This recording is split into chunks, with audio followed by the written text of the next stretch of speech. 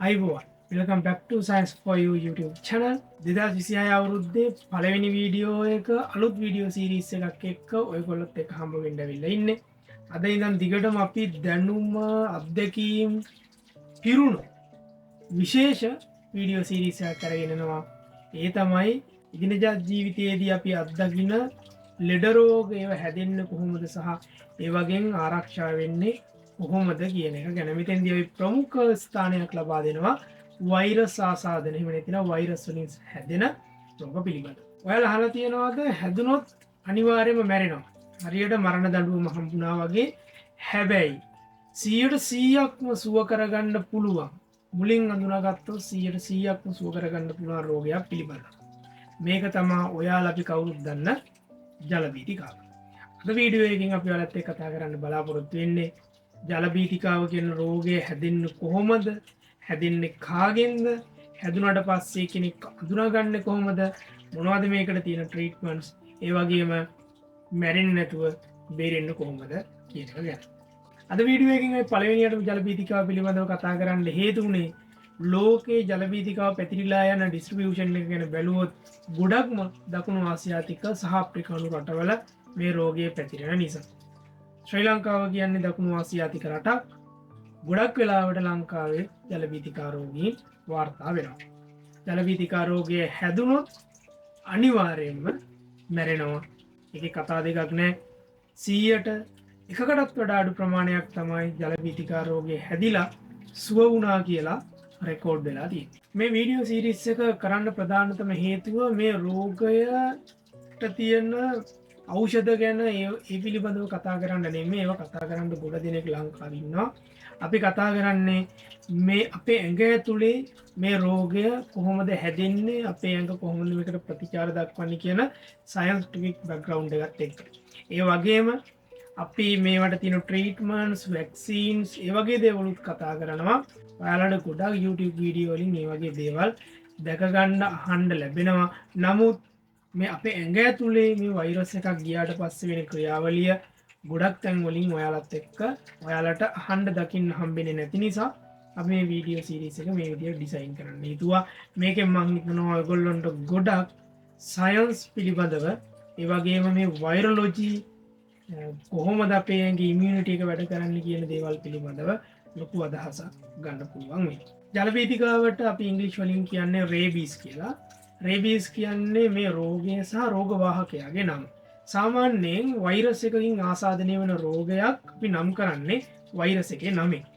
ගොඩක් වෙලාවට ඒඩ්ස් ගත්තොත් ඒ නමින්. වෛරස් එකේ නමම තමයි රෝගයට ලැබිලා තියෙන්නේ. ඉතින් ජල බීතිකාවට ජල බීතිකා වෛරසය කිව්වට මේකේ ඇත්තම නම රේබීස් වෛරස් කියන එක.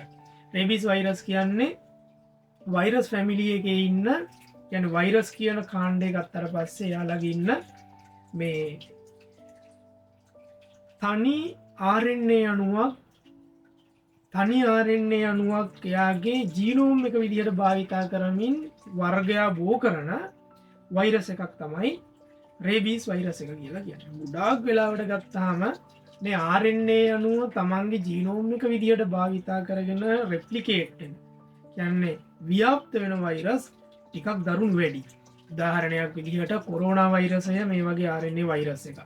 ඒ වගේම HIV AIDS වෛරසය මේ වගේ RNA වෛරස් එකක්. මේ RNA වෛරස් ටිකක් දරුණුයි. අපි ඉස්සරහට වීඩියෝස් වලින් මේවා ගැන තව දීර්ඝ වශයෙන් කතා කරමු. අද අපේ මාතෘකාව ජල බීතිකාව.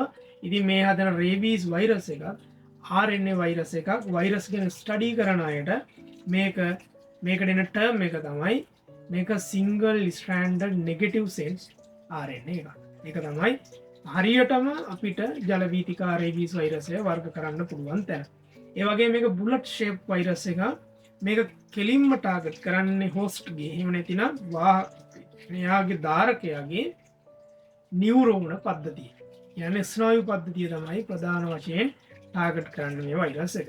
එහෙනම් අපි කතා කරමු කොහොමද රේබීස් ජල බීතිකා වෛරසය ව්‍යාප්ත වෙන්නේ. ගොඩක්ම ශිරෝපායි සතුන්ගෙන් තමයි මේක ව්‍යාප්ත වෙන්නේ. මෙතනින් ප්‍රධාන වෙන්නේ අපේ ගෘහාශ්‍රිත ශිරෝපායි සතුන් බල්ලා සහ පූසා ප්‍රධානයි. ඊට අමතරව වවුල් වගේ සතුන්ගෙනුත් ශිරෝපායි ඕනම සතෙක්ගෙන් මේ වෛරස් එක මිනිසාට බෝ වෙන්න පුළුවන්. ප්‍රධාන වශයෙන් මේක බෝ වෙන්නේ කෙලවලින්. එහෙම නැතිනම් කේටයෙන් තමයි යන්න අපේ මේ කේට ග්‍රන්ථිවල මේ ආසාදනය වෙන සත්තුන්ගේ කේට ග්‍රන්ථිවල තමයි ප්‍රධාන වශයෙන් මේ වෛරස් එක ඉන්නේ. එතකොට එයා කෙලවලින් තමයි තව කෙනෙක්ගෙන් තව කෙනෙකුට යන්න පුළුවන්. එහෙම නැතුව අර කොරෝනා වෛරස් එක ඉන්ෆ්ලුවන්සා කියන්නේ හිම්බිරිස්සා වාදන වෛරස් එක වගේ මේ වාතයෙන් පැතිරිලා යන්න, එහෙම නැතිනම් මුත්‍රා වලින්, එහෙම නැතිනම් මල ද්‍රව්‍ය වලින් තව කෙනෙකුට ස්ප්‍රෙඩ් වෙන්න, පැතිරෙන්න එහෙම අවස්ථාවක් නැහැ. ජල වීතිකා වෛරසය අනිවාර්යයෙන්ම ආසාදිත සත්වයේ කේටය මගින් තමයි පැතිරෙන්නේ. ඊට අමතරව තව ඔය බ්ලඩ් වලින් ගියපු අවස්ථා දෙක තුනක් වාර්තා වෙලා තියෙනවා. නමුත් ප්‍රධාන වෙන්නේ කේටයෙන් තමයි. එතකොට ගොඩ දෙනෙක් හිතාගෙන ඉන්නවා මේ වෛරස් එක කියන්නේ බල්ලෙක් හරි පූසෙක් හරි හපපුවාම හූරපුවාම මේ වෛරස් එක ආසාදනය වෙන්න පුළුවන්. ගොඩ දෙනෙක් හිතාගෙන ඉන්නවා මගේ මේ පූස හැපුවා, බල්ලා හීරුවා, පූස හීරුවා, නමුත් ලේ ආවේ නැහැ. ඒ නිසා බය වෙන්න දෙයක් නැහැ. එහෙම නැහැ. ලේ ඒ කියන්නේ බ්ලඩ් වලින් මේක පැතිරෙන්නේ නැති නිසා, රුධිරයෙන් පැතිරෙන්නේ නැති නිසා පොඩි සීරුමක් වුණත් ඇති ඔයාලට ජල වීතිකා රෝගය ඔයාගේ ඇඟට, දේහයට, ඔයාට ආසාදනය වෙන්න. අපි බලමු කොහොමද මේ අපේ ඇඟ ඇතුළට එන්නේ කියලා. මෙතෙන්දී අපි හිතන්න මේ නිකන් සෞඛ්‍ය සම්පන්න හොඳට ඉන්න සතෙක් හැප්පුවා කියලා හීරුවා කියලා මේක හැදෙන්නේ අනිවාර්යයෙන් මේ ආසාදිත වෙන්න ඕනේ. එයාගේ ඇඟ ඇතුළේ රේබීස් ඉන්න ඕනේ. ජල වීතිකා වෛරස් ඉන්න ඕනේ. එතකොට එයාගේ කෙල ඒ හීරුණ තැන හරි මේ හපපු තැන හරි අපේ ශරීරය ඇතුළට එන්න ඕනේ. මේ අවස්ථා දෙක සම්පූර්ණ වුණාට පස්සේ තමයි වෛරස් එක රෙප්ලිකේට් වෙන්න පටන් ගන්නේ. එයා පළවෙනියටම රෙප්ලිකේට් වෙන්න පටන් ගන්නේ, ව්‍යාප්ත වෙන්න පටන් ගන්නේ මේ හීරුණ තැන තියෙන පේශිවල. පේශිවල අපි කියන මසල් සෙල්ස් වල තමයි පළවෙනියටම මෙයා ව්‍යාප්ත වෙන්න පටන් ගන්න. එතන ඒ නිසා තමයි අපිට කියන්නේ සතෙක් හපපු ගමන්ම එතන හොඳට සබන් දාලා හොදන්න. අපි පස්සේ මේ ගැන කතා කරමු. එතකොට මසල් සෙල් වල මෙයා පළවෙනියට රෙප්ලිකේට් වෙනවා. ඊළඟට මේක කෙලින්ම ඉලක්ක කරන්න ඔයාගේ ස්නායු පද්ධතිය. අපි දන්නවා ස්නායු කියන්නේ අපේ ඇඟේ හැම තැනටම යන පද්ධතියක්. අපේ ඇඟේ හැම තැනම ස්නායු තියෙනවා. එතකොට ටග් ගාලා ක්ෂණිකව මේ වෛරස් එකට පුළුවන් ඔයාගේ ස්නායු ටාගට් කරන්න. හේතුව තමයි මේ ස්නායු වල තියෙන රෙසෙප්ටර්ස් කියලා જાතියක්. අපේ ඕනම සෙල් එකක සෛලයක මේ රෙසෙප්ටර්ස් අපිට හම්බ වෙනවා. රෙසෙප්ටර්ස් කියන්නේ මේ වෛරස් එකකට ටග් ගාලා බැඳෙන්න පුළුවන් දෙයක්.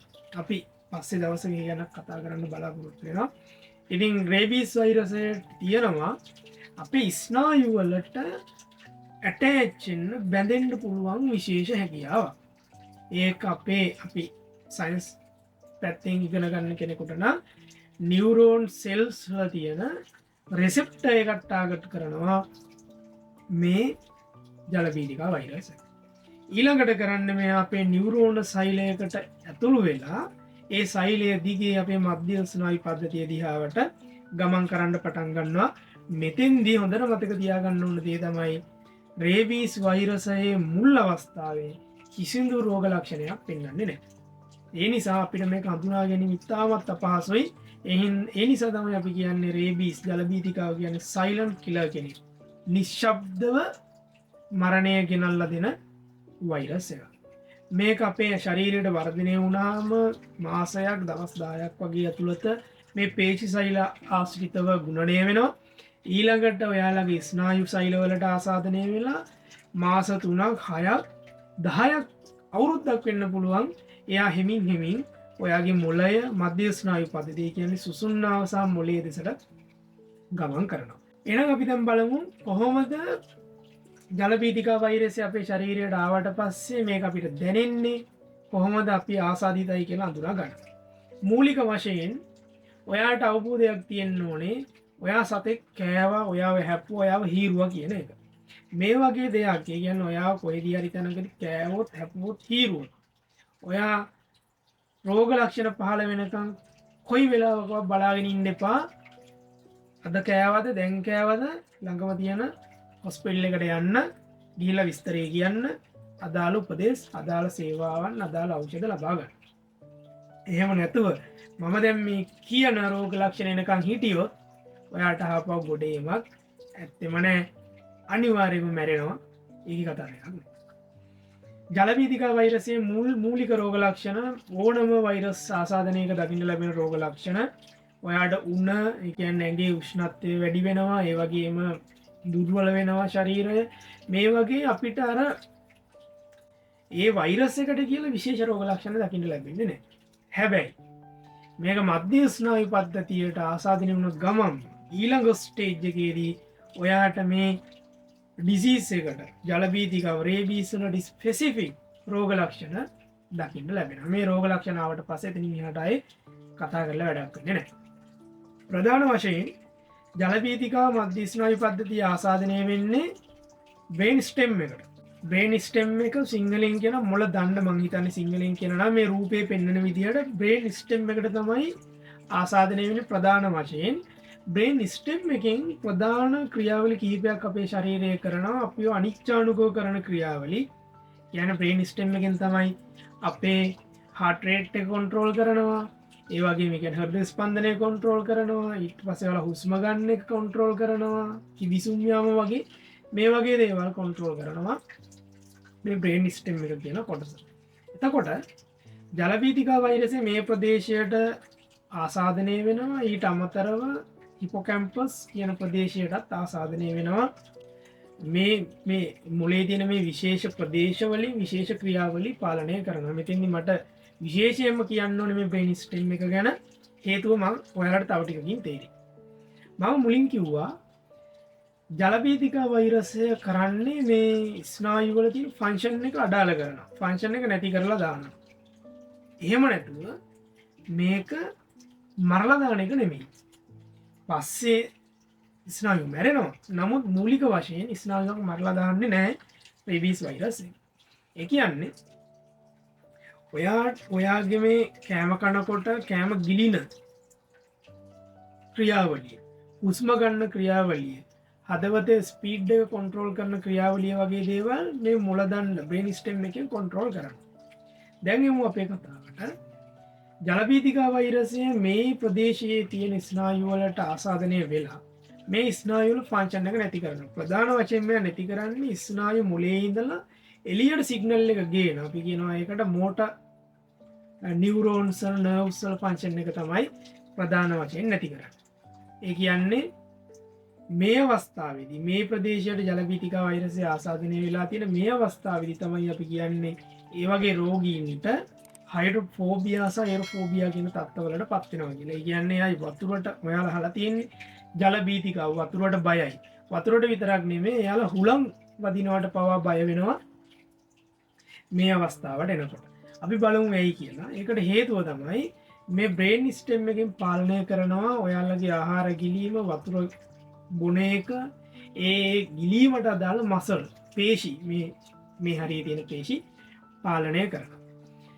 මෙතෙන්දි වෙන්නේ ජලබීතිකා වෛරසය මේ බ්‍රේන් ස්ටෙම් එක කියන ප්‍රදේශයට ආසාදනය වුණාට පස්සේ මේ පේශි පාලනය කරන එක කඩාකප්පල් වෙනවා අඩපණ වෙලා යනවා.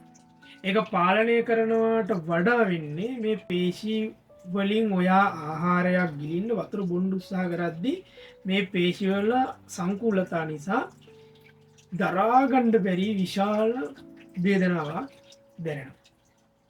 කියන්නේ ඔයා කෑම එකක් ගැන හිතනකොට වතුර බොන්න ඕනි කියලා හිතනකොට ඔයාට වතුර එකක් පේනකොට මේ ජලබීතිකා ආසාදනය වෙච්ච කෙනෙක් මේ පේනකොට එයාට වතුර බොන්න ඕනේ වතුර ගිලින්න ඕනේ කියන සිග්නල් එක එයාගේ මොළයට යනවා. හැබැයි ඒකට අදාළ පේශි ඒ සිග්නල් එක ආවහම පේශි වැඩ කරන විදිය සම්පූර්ණයෙන්ම වෙනස්. නිරෝගී පුද්ගලයෙකුට වඩා එතකොට එයාට වතුර බොනවට වඩා ඉතින්දී යාට දැනෙන්නේ විශාල වේදනාවක්. ඒක අපිට මේ විදිහට කියලා විස්තර කරන්න බැරි තරම් වේදනාවක් රෝගියාට දැනෙනවා. ඒ නිසා එයාට වතුර බොන්න බෑ. ගිලින්න බෑ. ගිලින්න බෑ. ඊට වඩා එයාගේ වේදනාව ඇති වෙන එකට බයයි. එයා වතුර ගැන හිතුවත්, එයා කෑමක් ගැන හිතුවත් ඒ සිග්නල් එක මොළයට යනවා. ඒ සිග්නල් එකෙන් මේ පේශි වලට කියන්නේ ඕන නැති විදිහට තමයි සිග්නල් එක ආපහු වෙන්නේ මේ වෛරස් වල ආසාදනය ස්නායු වලට ලැබිලා තියෙන නිසා. එතකොට වෙන්නේ විශාල වේදනාවක් එයාට මේ වගේ සිතුවිල්ලකින් පවා දැනෙන එක. ඒ නිසා මේ රෝගීන් ජලය කෑම මේ සියලුම දේ ප්‍රතික්ෂේප කරනවා. හේතුව එයා කෑමට බය නෙමෙයි. ඒක මානසික ප්‍රශ්නයක් නෙමෙයි එතන තියෙන්නේ. බය නෙමෙයි. එයා බයයි එයාට අර දැනෙන වේදනාව. ඒ නිසා තමයි එයා ජලයට බයයි වතුරට බයයි කියලා ගොඩක් අය ජල බීතිකාව කියලා මේක අර්ථ දක්වන්නේ. මේක තමයි මේ රෝගයේ තියෙන බරපතලම ප්‍රශ්නය. මේක විස්තර කරන්න බැරි තරම් වේදනාවක්. ඒ නිසා මේ වේදනාව මේ රෝගීන්ට මේ වතුර ගැන හිතන එකෙන් පවා දැනෙනවා. මේක උත්සන්න වෙද්දී හුලගක් වදිනකොට පවා මෙයාලට මේ මසල් එකේ මේ වේදනාව වෙන්න පටන් ගන්නවා. ඒ නිසා ඒක හිතන තරම් හතුරෙකුටවත් හැදෙන්න හොඳ රෝගයක් නෙමෙයි. ප්‍රාර්ථනා කරන්නවත් හොඳ ලෙඩක් නෙමෙයි. ඊළඟ කතාව ජලබීතිකා වෛරස් එක රේබීස් වෛරස් එක මොලේ ව්‍යාප්ත වුණාට පස්සේ මං කිව්වා හිපෝකැම්පස් වගේ ප්‍රදේශවලත් මේවා ව්‍යාප්ත වෙනවා. එතකොට මේ ඇග්‍රසිව් එක එයාගේ කන්ට්‍රෝල් එක යට නැති වෙනවා. ඒ හින්දා තමයි මේ වෛරස් එක ආසාදනය වෙච්ච රෝගීන් ගොඩක් ඇග්‍රසිව් වෙන්නේ. ඇග්‍රසිව් වෙන්නේ ඒකයි යාලා අපිට ගැට ගහලා තියන්න වෙන්නේ. මේ ප්‍රශ්නේ සමේකට තව ගොඩාක් හේතු තියෙනවා. අපි ඒවා මොකද වීඩියෝ එකකින් කතා කරන්න බලාපොරොත්තු වෙන්නේ නැහැ. ඊළඟට අංක 3 මේ වෛරස් එක මොළයට විතරක් සීමා වෙන්නේ නැහැ. එයා මූලික වශයෙන් මොළයේ මධ්‍ය ස්නායු පද්ධතියේ ව්‍යාප්ත වෙලා ප්‍රධාන වශයෙන් එයා එනවා කේට ග්‍රන්ථි වලට. කේට ග්‍රන්ථි වලට ඇවිල්ලා කේට ග්‍රන්ථි වල ගුණණය වෙන්න රෙප්ලිකේට් වෙන්න පටන් ගන්නවා. ඒකේ හේතුවක් නිසා මේ රෝගීන්ගේ අධික ලෙස ශේෂ්මල ස්‍රාවය වෙනවා. කෙල එනවා. ඒ කෙල එන එක සිග්නල් එකක් විදියට යනවා එයාගේ මොළයට. එයි මේක ගිලින්න try කරනවා. එතකොට තවත් වේදනාවක් තමයි අර බෙල්ලේ තියෙන මසල් වලින් එන්නේ. ඒ නිසා මෙයාලට කෙල ගිලින්න බෑ. ඒක නිසා තමයි කෙල වැක්කිරෙන්නේ ජලබීතිකා රෝගීන්ගේ. මේක තමයි ඔයාට මට කාට හරි මේ රෝගී හැදුනොත් අන්තිමට වෙන ඉරණම. ඊට අමතරව අර මං කියපු බ්‍රේන් ස්ටෙම් එක කියන කොටස අපේ හෘද ස්පන්දන වේගය පාලනය කරනවා සහ අපේ ශ්වසනය පාලනය කරනවා. මේකට අධික ලෙස හානි වුණාම මේ වෛරස් එක නිසා එයාගේ ශ්වසන ක්‍රියාවලිය පාලනය කරන්න බැරි වෙනවා. අවසානයේ හෘදයේ ස්පන්දනය පාලනය කරන්න බැරි වෙනවා. ඒ නිසා මේ ශ්වසන ක්‍රියාවලියේ බිඳවැටීම් සහ හදවත පාලනය කරගන්න බැරිවීමේ බිඳවැටීම් නිසා අන්තිමට මැරෙනවා. ඒ නිසා ජලබීතිකාව කියන්නේ එච්චර හොඳ ලෙඩක් නෙමෙයි. එතකොට මෙච්චර මේ භයානක ජලබීතිකා රෝගයේ රේබීස් කියන එක 100%ක්ම නතර කරගන්නේ කොහොමද? ආසාදනය වෙන එක නතර කරගන්නේ කොහොමද? මේකට දැනට ලෝකයේ භාවිතා වෙනවා 100%ක්ම ආරක්ෂාකාරී වැක්සින්ස් 100%ක්ම ආරක්ෂාකාරී එන්නත්. හැබැයි ඔයාට බේරෙන්න පුළුවන් ඔයාගේ මේ රෝග ලක්ෂණ පටන් ගන්න කලින් ඔයා මෙන්නත් ලබා ගන්න ඕනේ. ඒ කියන්නේ අද ඔයා සතෙක් කැපුවොත් බල්ලෙක් කැපුවොත් යන්න ළඟම තියෙන හොස්පිටල් එකට ගිහිල්ලා මේට අදාළ ප්‍රතිකාරවලට යොමු වෙන්න. එතකොට ඇයි මේ ආසියාතික රටවල සහ අප්‍රිකානු රටවල ජලබීතිකා රෝගී වැඩි? මේකට හේතුව තමයි වීදිසුනකයන් ප්‍රධාන වෙන්නේ. වීදිසුනකයන් කියන කට්ටිය ඒගොල්ලොන්ගෙන් තමයි ප්‍රධාන වශයෙන් ජලබීතිකා රෝගය පැතිරෙන්නේ. එතකොට ගොඩක් වෙලාවට පාරේ බල්ලෝ හිටියා මේ ලෙඩේ හැදෙන්න තියෙන ප්‍රධානම හේතුව තමයි මේ පිළිබඳව දැනුවත් වෙන්නේ නැති එක. ගොඩක් අය හිතාගෙන ඉන්නවා රෝග ලක්ෂණ ආවට පස්සේ ජලබීතිකාවෙන් බේරෙන්න පුළුවන් කියලා. ඒක සම්පූර්ණයෙන්ම වැරදි. රෝග ලක්ෂණ ආවට පස්සේ ජලබීතිකාවෙන් බේරෙන්න පුළුවන් ඉතාමත් අඩු ප්‍රමාණයකට ප්‍රතිශතයකට 1%කටත් වඩා අඩුයි. එහෙම වාර්තා වෙලා තියෙනවා. හැබැයි යාලා ජීවිතේ බේරුණා විතරයි ජීවත් වෙලා ඉන්නේ මැරුණ පුද්ගලයෙක් වගේ. මොකද අපි කියවනේ මේ ස්නායු පද්ධතියට තමයි ආසාදනය වෙන්නේ. එන්සෙෆලයිටිස් කියන තත්ත්වයට තමයි එන්නේ. එහෙම වුණාම එයාව බේරුණත් ස්නායු වලට සෑහෙන හානියක් වෙලා තියෙන්නේ. එතකොට එයාගේ ස්නායු අලුතින් හැදෙන්නේ නැති නිසා එයාට ජීවිත ඉතුරු කාලේ ජීවත් වෙන්න වෙන්නේ හොඳ සෞඛ්‍ය සම්පන්න කෙනෙක් විදිහට නෙමෙයි. ඒ නිසා ජලබීතිකා රෝගයෙන් බේරෙන්ඩ ඕන්නම් ඔයාට මේ කියන ජාති සතය කැපුවොත් ඒකට අදාළ ප්‍රතිකාරවලට යොමු වෙන්න මේ දැනුවත්වී මනිවාරයෙන්ම තියෙන් ඕනේ බොරු බයිලවලට නම් අහුවෙන්ඩ එපා හොඳ කරන්න පුළුවන් එහෙම බෑ අත්බෙහෙත් සිංහල බේත්තලින් හොඳ කරන්න පුළුවන් එහෙමත් බෑ කෙම් ක්‍රමෝලින් හොඳ කරන්න පුළුවන් එහෙමත් බෑ මැරෙන නැතු විතුරු වෙනවා එහෙමත් නෑ අනිවාර්යම මැරෙනවා කරන්න තියෙන එකම දේ තමයි මොකක්ද කරන්න තියෙන එකම දේ තමයි මේකට අදාළ එන්නත් ලබාගන්න ඕනේ රෝග ලක්ෂණ පහළ වෙන්න කලින් පළවෙනියටම මේ තුවාලය අදාළ ප්‍රදේශය හොඳට සෝදන්න සබන්දාල සෝදන්න ඊළඟට වෛද්‍ය ප්‍රතිකාරවලට යන්න ඒ අද්දී ඔයා හපපු කෙනාගේ එන්නත් කරපු කාඩ් එකක් කියනනේ කරයියන්න ඔයාට ඊට කලින් රේබීසලට එන්නත් ලබාදීල තියෙන ඒකට අදාළ කාඩ් එකක් තියෙන එක කරයියන්න ඒ උදව්වක් වෙයි ඒ උදව්වක් වෙයි ඔයාට ඔයාට ලබාදින ප්‍රතිකාරවලට ඊට අමතරව හැමවෙලේ උත්සා කරන්න ඔයාව හපපු කෙනාව මොනිට කරන්න සතියක් දෙකක් යනක ඇයි අපි හෙම කියන්නේ ඒ සතාට ජලබීතිකාව තියෙනවනන් එයා ජීවත් වෙලා ඉන්න එච්චර කල්ලි අනිවාර්යෙන් මැරෙන්න ඕනේ ඔයාගේ හපපු දවසේ ඉඳලා සති දෙකක් තුනක් පත ඇතුළත ඒ නිසා එයාව මොනිටර් කරන්න එයාගේ ජලබීතිකා වෛරසය තියෙන්න පුළුවන්ද නැතිද කියලා එයා ඉතුරු වුණා කියලා ඒත් ඔයා නතර වෙන්න එපා ඒක ડોක්ටර් තීරණය කරයි ඔයාට එන්නත් ලබා දෙනවද නැද්ද කියන එක. ඒ නිසා මෙන්න මේ දැනුවත් කිරීම තමයි ජලබීතිකා රෝගයෙන් බේරෙන්න පුළුවන් එකම විදිය. එහෙම වුණොත් මේ වගේ මේ මම ඉගෙනගෙන තියෙන වෛරස් ආසාදන වලින් ඉතාමත්ම දරුණු ලෙස විඳවලා ඉතාමත්ම අමාරුවෙන් අන්තිම ජීවිතය අවසන් කරන්න වෙන රෝගී තත්ත්වයක් තමයි ජලබීතිකා රෝගී කියලා කියන්නේ. ඒ නිසා මේකට බය වෙන්න යාළුවෝ සහ ඔයා දන්න කෙනෙක් අයව දැනුවත් කරන්න හැදුනට පස්සේ එතනින් එහාට කතා කරන්න. ඒකට අද අපි ඔයාලත් එක්ක කතා කරේ ජලබීතිකාව එහෙම නැත්නම් රේබීස් කියන මේක අපේ ලංකාවේ තියෙන මේ දවස්වල තියෙන අවශ්‍යතාවය හේතුව ලෝකෙම්ම අවුරුද්දකට 59000ක් 60000ක් විතර රෝගී වාර්තා වෙනවා ජලබීතිකාවෙන්. ඒකට 99.99%ක්ම මැරෙනවා. ඉතුරු උනත් එයාලා ලොකු මේ ස්නායු ආබාධත් එක්ක තමයි ජීවිතේ ඉතුරු කාලේ ගෙවන්න වෙන්නේ.